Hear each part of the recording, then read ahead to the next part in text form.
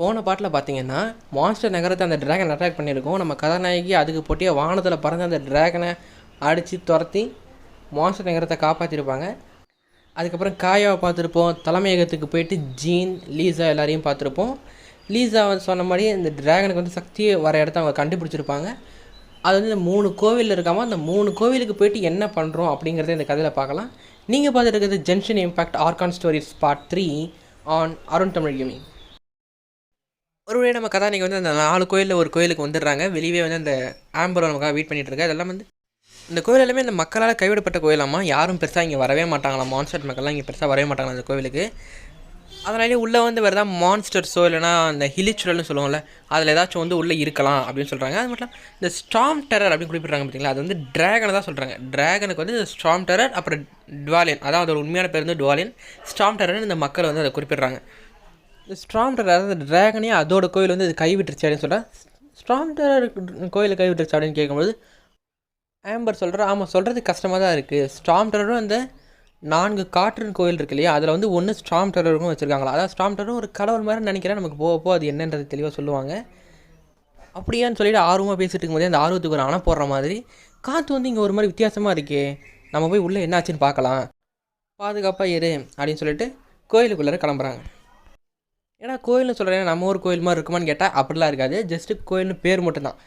இந்த ஒரு பெரிய கதவு மாதிரி இருக்கு இல்லையா, அதை திறந்தால் அங்கே வந்து பெரிய ஒரு வேறு ஒரு டைமென்ஷனுக்கு போன மாதிரி உள்ள ஒரு பெரிய இடம் இருக்கும். கதவுக்கும் அந்த இடத்துக்கு சம்மந்தமே இருக்காது. அதனால் உள்ளே பார்த்தீங்களா எவ்வளோ பெரிய இடம் இருக்குது பாருங்கள். அவங்க 2 பேரும் நினச்ச மாதிரியே உள்ளே கொஞ்சம் அந்த ஹிலிச்சுரல் மான்ஸ்டர்ஸ்லாம் இருக்குது. அது எல்லாத்தையும் அடிச்சுக்கிட்டே இந்த கோயிலோட எண்டு வரைக்கும் போகிறாங்க. ஸ்டோரி மட்டும் தான் சொல்கிறேங்கிறதுனால உங்களுக்கு இந்த ஃபைட்டிங் அப்புறம் அந்த அதர் டுட்டோரியல் எதுவுமே நான் காட்டல. ஸ்ட்ரெயிட்டாக அந்த எண்டுக்கு என்ன ஆச்சுன்றதை போய் பார்த்துலாம். கடைசி எண்டில் போய் பார்த்தா வந்து ஒரு முட்டை மாதிரியான ஒரு விஷயம் வந்து இடையில இருக்குது. அதுலேருந்து அந்த ட்ராகனுக்கு சக்தி வருதாமா. அதுக்கு ஒரு பேர் வச்சுருக்காங்க, ட்ராகனுடைய மூச்சாம், அதான் ட்ராகன்ஸ் பிரெத்துன்னு சொல்கிறாங்க. இங்கேருந்து தான் ட்ராகனுக்கு அந்த பவர் வருதா, அதை உடச்சிடலான்னு சொல்லிட்டு 2 அடி அடிக்கிறாங்க, முட்டை உடஞ்சிச்சு. இதுக்கே அந்த ஆம்பர் ரொம்ப டயர்டாகிட்டா, இருந்தாலும் நம்ம ஜீனுக்கு இந்த வகையில் உதவி பண்ணமே அப்படின்னு சொல்கிறான். இதுக்கு முன்னாடிலாம் வந்து மான்ஸ்டரை வந்து அவங்க ஈஸியாக வந்து பாதுகாப்பாங்களாமா. அதுக்கும் ஜீனுக்கு தான் நன்றி அப்படின்னு சொல்கிறேன். ஜீன்னா வேறு யாரும் இல்லை, அந்த ஊர் தலைவர் மாரி ஒரு பொண்ணு சுற்றி இருந்துச்சுல, அந்த பொண்ணு தான். ஆனால் இப்போ வந்து இந்த ட்ராகனே நேராக வந்து மான்ஸ்டரை வந்து அட்டாக் பண்ணுது. அப்புறம் அந்த 4 காற்றை பற்றி பேசிட்டு இருந்தோம்ல, உனக்கு அதோட வரலாறு பற்றி இன்னும் தெளிவாக தெரிஞ்சிடணும்னு ஆசையாக இருந்துச்சுன்னா நீ போய் லீஸாட்ட கேளு. லீஸானா வேறு யாரும் இல்லை, இந்த லைப்ரரி நூலகரை போய் கேளு. அதுக்குன்னு எனக்கு தெரியாதுன்னு இல்லை, இருந்தாலும் என்னை விட ஒரு லைப்ரரிக்கு நல்லாவே தெரிஞ்சிருக்கும் அதை பற்றி அப்படின்னு சொல்கிறான். சரி, ஒரு வேலையை முடிச்சோமேனு பார்த்தா கதாநாயகி சும்மா விடுவாங்களா, மீதி இருக்கிற எல்லா கோயிலுக்கும் நம்மளே போக சொல்லிட்டாங்க. அடுத்த கோயிலில் வந்து பார்த்திங்கன்னா காயை வெளியே வெயிட் பண்ணிக்கிட்டு இருக்கான். வந்தவொடனே சும்மா வள கூட கொஞ்சம் பேசிகிட்டு இருக்காங்க. அதெல்லாம் நமக்கு தேவையில்லை. முக்கியமானது என்னென்னா, இது வந்து டெம்பிள் ஆஃப் உல்ஃப்னு சொல்கிறாங்க. அதாவது இதுவும் காற்றின் கோயில் தான், ஆனால் வந்து இதோட பேர் வந்து டெம்பிள் ஆஃப் உல்ஃப், அதாவது ஓநாய்க்கான கோவில் அப்படின்னு சொல்கிறாங்க. இந்த மாதிரி இந்த கோவில் வந்து இது ஹிலிச்சுரல் இருக்கிறது, கைவிடப்பட்டதெல்லாம் நினச்சி ரொம்ப பரிதாபமாக இருக்குதுன்னு சொல்லிட்டு இருக்கான். யாருமே வந்து இந்த கோயிலை கண்டுக்க மாட்டாங்க, யாரும் வந்து வரமாட்றாங்க அப்படின்னு சொல்கிறான். பேசிட்டு அப்புறம் கோயிலுக்குள்ளே போகிறாங்க. கோயிலுக்குள்ளே போன உடனே காயா வந்து அந்த கோயிலோட எண்டு வந்து அங்கே தான் இருக்குது அப்படின்னு சொல்லிட்டு போனோடனே கண்டுபிடிச்சிட்டான். எப்படி நீ சொல்கிறான்ட்டு பைமன் கேட்கும்பொழுது ஒரு அனுபவத்தில் தான் சொல்கிறேன், இந்தமாதிரி அனுபவம் வந்து நீ நிறைய விஷயத்தில் இதேமாதிரி ஈடுபடும் பொழுது உனக்கு கிடைக்கும் அப்படின்னு சொல்கிறான் காயா. அப்படின்னா காயா வந்து ரொம்ப வெல் எக்ஸ்பீரியன்ஸ்டான ஒரு ஆள் போல் இருக்குது. அப்புறம் காயா வந்து கதாநாயகியை பார்த்து, உன்கிட்ட விஷன் இருக்கிற மாதிரி தெரியலையே, அப்புறம் எப்படி நீ வந்து காற்றுடைய சக்தி நீ யூஸ் பண்ணுற அப்படின்னு கேட்குறான்.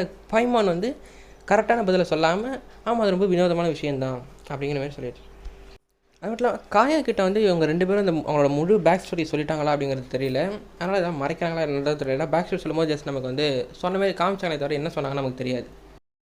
அப்புறம் அப்படியே போயிட்டே இருக்கும்போது காயாவன் அவனை பார்த்து கேட்குறான், இந்த ட்ராகனும் வந்து இந்த 4 வின்ஸில் ஒன்று தான், அதாவது 4 காற்றுகளில் ஒன்று தான் உனக்கு தெரியுமா?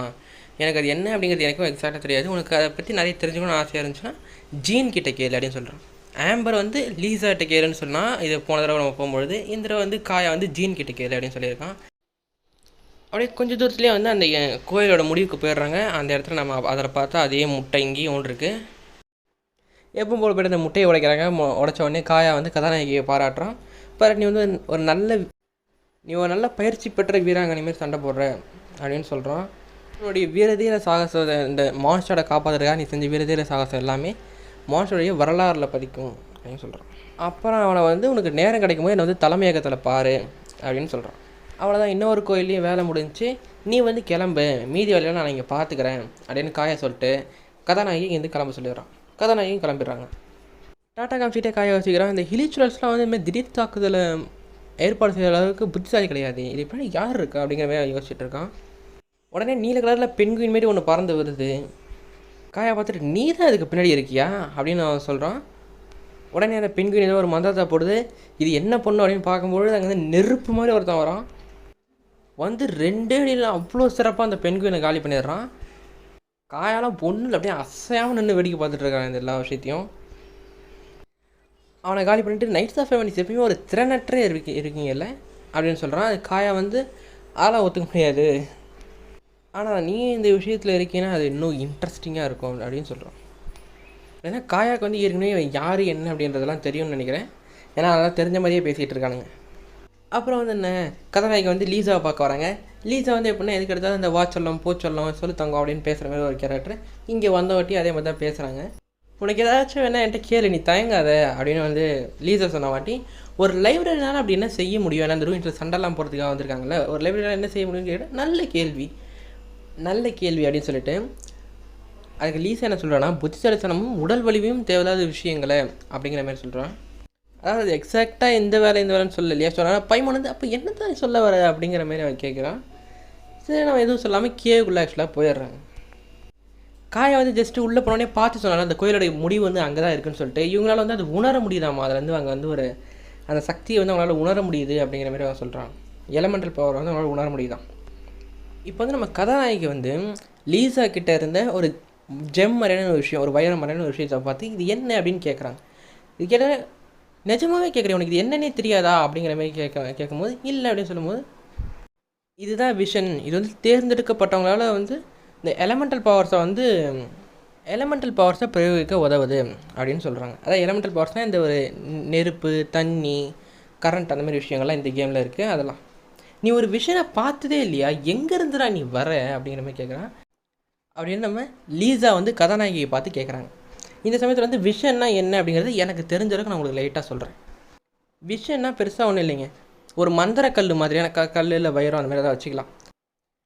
அதில் வந்து 7 வகை இருக்குங்க. காற்று, நெருப்பு, தண்ணி, ஐஸு, கரண்ட்டு, நிலம் இல்லைன்னா பாறை அந்த மாதிரி. கடைசியாக இந்த பச்சை வந்து செடி முக்கொடின்னு நினைக்கிறேன், டென்ட்ரோன் இருக்குது, அவ்வளோதான். இது வந்து ஒருத்தருக்கு எப்படி கிடைக்கிது, எதனால் கிடைக்கிது அப்படிங்கிறதான் தெரில. இப்போ வரைக்கும் எனக்கு தெரியாது. தெரிஞ்சுன்னா நான் வந்து உங்களுக்கு அப்போ வந்து ஷேர் பண்ணுறேன். இதை வச்சுருக்கிறவங்களால அந்த சர்டைன் பவரை வந்து அவங்களால யூஸ் பண்ண முடியும். இப்போ உதாரணத்துக்கு நெருப்பு வச்சுருந்தாங்கன்னா அவங்ககிட்ட அந்த நெருப்பு சக்தி இருக்கும், தண்ணி வச்சுருந்தாங்கன்னா தண்ணி சக்தி இருக்கும். இந்த காயை கூட கொண்டாடுறதுக்கு முன்னாடி நம்மளை கேட்டிருப்பான் பார்த்தீங்களா கதாநாயகி பார்த்து, உன்ட்ட விஷனே இல்லை ஆனால் வந்து உன்னால் எப்படி இந்த சக்தி காற்றோட சக்தி யூஸ் பண்ண முடியுது அப்படின்னு கேட்டிருப்பான். அது காரணம் தான், அது இருந்தால் தான் இங்கே இருக்கிறவங்களால அந்த சக்தியை பிரயோகிக்க முடியும். எல்லார்ட்டையும் அது இருக்காது, ஒரு குறிப்பிட்ட சில பேர் மட்டும் தான் அது இருக்கும். ஏன் அவங்கக்கிட்ட இருக்குதுன்னு மட்டும் எனக்கு தெரியாது. ஆனால் நம்ம கதாநாயகிகளை மட்டும் அந்த விஷன் அப்படிங்கிற அந்த ஒரு கல் இல்லாமலே அவங்களால அந்த சக்தியை பிரயோகிக்க முடியுது. அவ்வளோதான் எனக்கு இப்போதைக்கு அதுக்கு தெரிஞ்ச டீட்டெயில்ஸ், நான் உங்களுக்கு சொல்லணும்னு நினச்ச டீட்டெயில்ஸ். மீச்சதை வந்து இதுக்கப்புறம் பார்த்துக்கலாம். நம்ம கதைக்குள்ளே போயிடலாம். இங்கே எப்பவும் போல தான் இதுலேயும் முட்டை இருக்குது. முட்டையை பார்த்த உடனே லீஸ் வந்து சீக்கிரமே இந்த முட்டையை உடச்சு நம்ம போய் வீட்டுக்கு போய் ரெஸ்ட் எடுக்கலாம் அப்படின்னு சொல்கிறாங்க.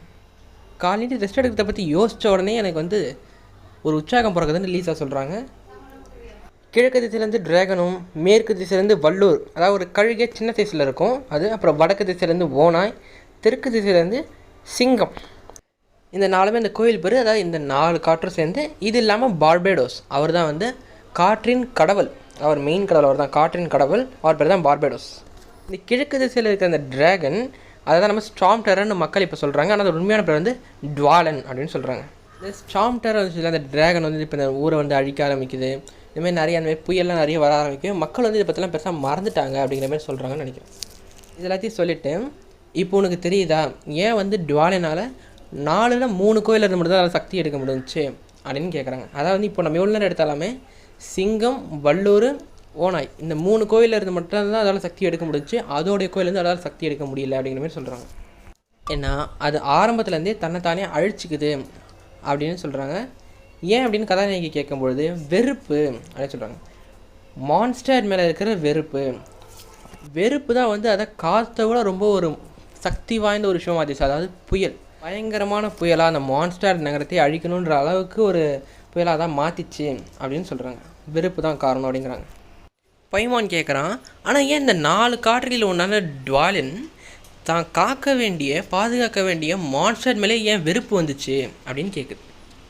லீசா சொல்கிறான், மான்ஸ்டரோட குழந்தையாக இருந்துக்கிட்டு, அதாவது மான்ஸ்டர்லேயே பிறந்து வளர்ந்த அந்த குழந்தையாக இருந்துட்டு என்னால் இதை வந்து வெளியே உங்கள்கிட்ட சொல்ல முடியாது, நீ வேணால் இந்த புக்கை படித்து தெரிஞ்சுக்கோன்னு ஒரு 100 ஆண்டுக்கு முந்தைய ஒரு புத்தகத்தை நம்ம கதாநாயகிக்கிட்ட தராங்க. அவங்களாலே சொல்ல முடியாத அளவுக்கு அப்படி என்ன விஷயமா இருக்கும். கதை போகிற போக்கில் பார்க்கலாம். கோயிலை விட்டு நம்ம கதாநாயகி வெளியே வந்துட்டாங்க. இவங்க வெளியே வந்தோடனே இந்த நகரத்துக்கு இப்போ என்ன ஆச்சுன்னு காட்டுறாங்க. இந்த கரும்புகையெல்லாம் சூழ்ந்துச்சுல, அதெல்லாம் போயிட்டு வானம் தெளிவாக தெரியுது. அந்த புயல் காற்று எல்லாமே போயிட்டு காற்று பொறுமையாக எப்பவும் போல் வீச ஆரம்பிச்சு நகரம் வந்து பழைய நிலைமைக்கு திரும்பிடுச்சு அப்படிங்கிறத நம்ம காட்டுறாங்க. ஏப்பாடா எல்லா வேலையும் முடிஞ்சிச்சு. லீசா சொன்னதை வச்சு பார்த்தா இந்நேரத்துக்கு நகரத்தில் எல்லா பிரச்சனையும் தீர்ந்துருக்கணும், உனக்கு போய் பார்க்கணுன்னா போய் பார்க்கலாம் அப்படின்னு சொல்கிறேன். இவங்களுக்கு இன்னும் தெரியல, கதாநாயகம் பைமானுக்கு இன்னும் தெரியல நகரத்தில் வந்து அந்த பிரச்சனை சரியாயிடுச்சுன்னு சொல்லிட்டு இவங்க இப்போ தான் கோயிலுக்கு வெளியே நிற்கிறாங்க இல்லையா. உனக்கு வந்து நகரத்துக்கு போய் பார்க்கணுன்னா பார்க்கலாம் அப்படின்னு சொல்கிறாங்க. மீதி கதை என்ன ஆச்சு அப்படிங்கிறத நெக்ஸ்ட் பார்ட்டில் பார்க்கலாம். அப்புறம் இந்த வீடியோவில் கண்டிப்பாக கொஞ்சம் மிஸ்டேக்ஸ்லாம் இருக்குன்றது எனக்கு தெரியும். சில இடத்துல வாய்ஸ் வந்து ரொம்ப கம்மியாக கேட்டது, சில இடத்துல வந்து அதிகமாக கேட்டுச்சு. நான் கேம் முன்னாடி நிறைய வீடியோஸ்லாம் போட்டிருக்கேன், அதுக்கு நான் சொந்தமாக வாய்ஸ் கொடுத்துருக்கேன். ஆனால் அதுமாதிரி ஒரு கதையை பிடிச்சி அந்த கதையை எக்ஸ்பிளைன் பண்ணி போகிறது ஆக்சுவலாக எனக்கு ரொம்ப புதுசு. அதனால தான் வந்து கொஞ்சம் வந்து நான் திருப்பி நிறைய பேசுவேன், நிறைய கட் அடிச்சிட்டே இருக்குது. அதனால் அந்த வாய்ஸ் வந்து நிறைய கொஞ்சம் கேப் விட்டு இருக்குது. அதை அலைன் பண்ணுறது கூட வந்து எனக்கு டைம் கிடைக்கல. ஏன்னா வந்து இந்த லீவு வேறு விட்டாங்களா, எங்கேயாச்சும் அங்கேயும் கூப்பிட்டு போயிட்டே இருக்காங்க. இந்த இருக்கிற எல்லா சொந்தக்கார வீட்டுக்கும் போக வேண்டியதாக இருக்குது. நான் வேறு ஒரு நாள் விட்டு ஒரு நாள் வீடியோ போடுறேன் அப்படின்னு சொல்லவே வந்து அதுக்காகவே அவசரமாக பண்ணுறதுனால சில விஷயத்தெல்லாம் வந்து நான் நோட் பண்ண முடியல. லாஸ்ட்டாக முடிக்கும் போது தான் பார்க்குறதுனால சரி டைம் இல்லை அப்படிங்கிறதுனால இந்த வீடியோ நான் டக்குன்னு அப்லோட் பண்ணிட்டேன். உங்களுக்கு வேறு ஏதாவது மிஸ்டேக் தெரிஞ்சுன்னா கீழே கமெண்ட் செக்ஷனில் போடுங்க. நான் சொன்னதை தவிர வேறு ஏதாவது டீட்டெயில்ஸ் நான் மிஸ் பண்ணியிருந்தேன்னா அதையும் கீழே கமெண்ட் செக்ஷனில் போடுங்க. அப்புறம் உங்களுக்கு ஒரு நல்ல மைக் தெரிஞ்சிச்சுனாலும், ஒரு லோ பட்ஜெட்டில் ஒரு 500 உங்களுக்கு ஒரு நல்ல மைக் தெரிஞ்சாலும் கீழே கமெண்ட் செக்ஷனில் போடுங்க. தேங்க்யூ ஃபார் வாட்சிங். பாய்.